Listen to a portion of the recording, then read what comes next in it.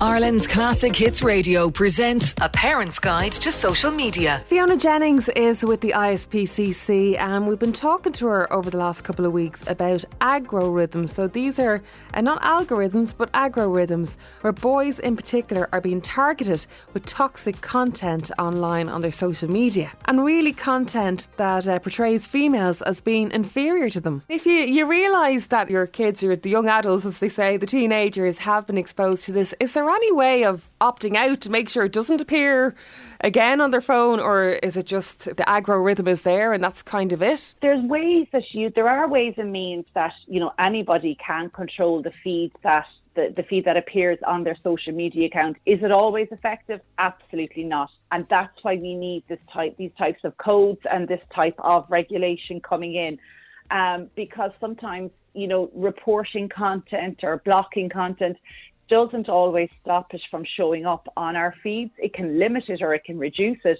but it doesn't always necessarily completely eliminate it. And the only reason being is that because there's just so much of it out there, and even benign things that you look for or that you search for, like fitness or something like that, and that can still manage to serve you up this type of toxic content. So look, there's a huge amount that the platforms need to do in terms of regulating this type of content on their systems, absolutely ensuring that, and this is part of the Online Safety Code, it'll be part of the Digital Services Act as well, how they have to prevent this type of content, and particularly appearing on children's accounts.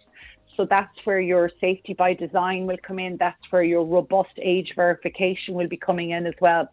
And all these things, I suppose, are terms that we've talked about for a long time now. But now we're at the point where self-regulation is over. We have our Online Safety Code coming in. We have our Digital Services Act.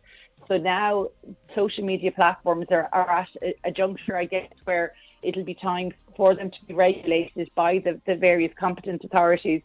And they will have to put systems in place in order to make sure this type of content doesn't appear, in particular in children's feeds. All right, Fiona Jennings there from the ISPCC talking all about agro-rhythms.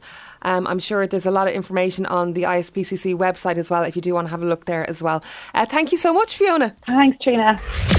This is A Parent's Guide to Social Media. You can catch up on all the episodes, which are available as a podcast. Just search Ireland's Classic Hits Parent's Guide. This has been a Sound and Vision initiative, funded by Comashún na Meán, with the television licence fee.